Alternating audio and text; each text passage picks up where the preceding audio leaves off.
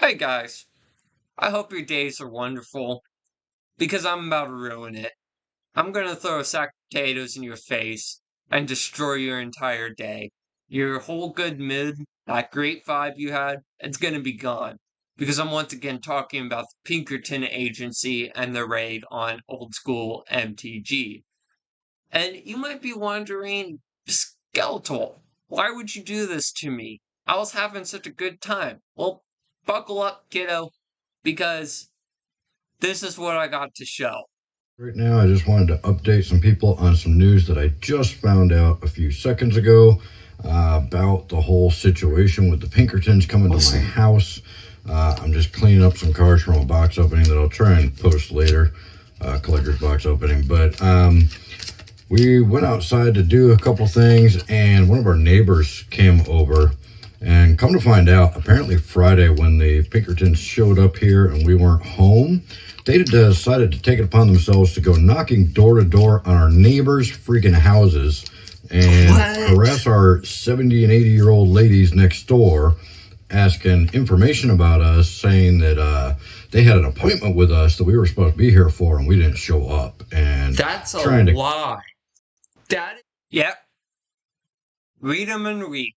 You guys heard that correctly.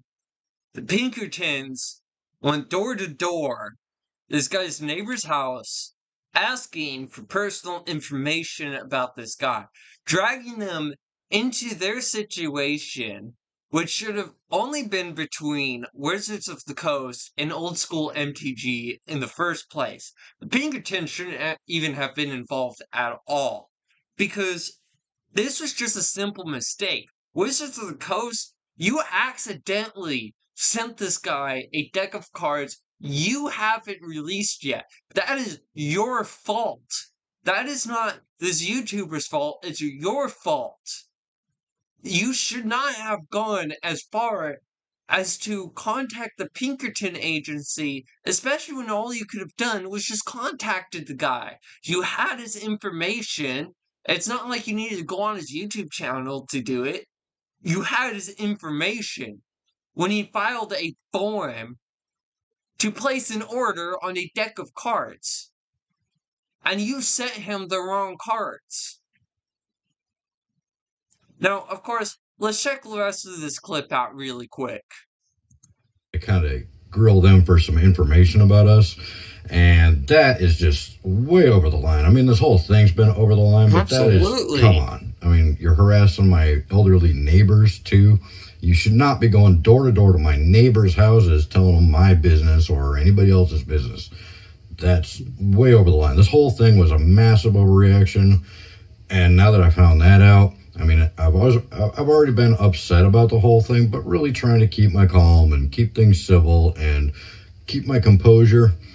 But this is a little far. I mean, going and knocking on your neighbors' doors, and they didn't actually tell them my business, but still harassing my neighbors is unnecessary. This whole thing is unnecessary. I'm not sure what my next move is going to be, and I don't want to talk about any specifics or anything like that. If you have the money.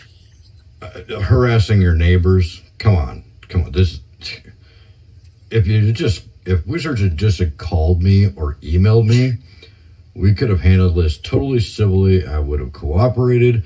They could have sent me a call tag for the product and replaced it with the product I actually ordered, and everything would have been fine.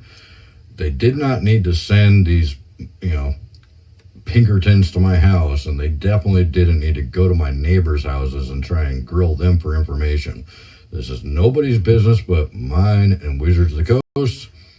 I absolutely fully agree. This was way, way over the line for Wizards of the Coast to do. They should not have gone so far as to send the bad guys from Red Dead Redemption 2 to knock at their door. And you know what? They're not just the bad guys of Red Dead Redemption 2. They're the bad guys of real life too. What do you think, Zombie? Come up here, give your opinion. What do you think? Do you think they're over the line? I think so. I definitely think so. Yeah, me too, dude.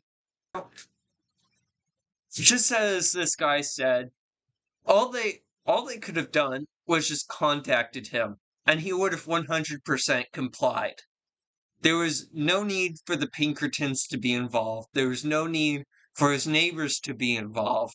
I don't even know why the Pinkertons think that they have any form of authority to go knocking from door to door asking about information and harassing his neighbors to try to find this dude.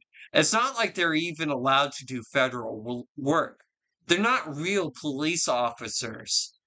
They haven't been allowed to do federal work in decades or a century. God, I don't know.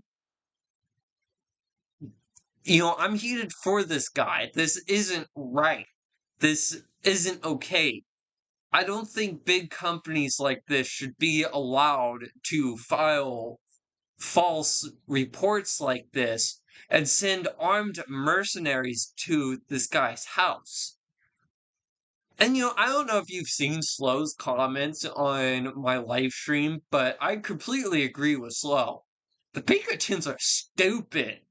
Now, I don't know how true it is, but I've seen a comment on one of Moist Critical's videos where it said that this could actually be considered as armed robbery.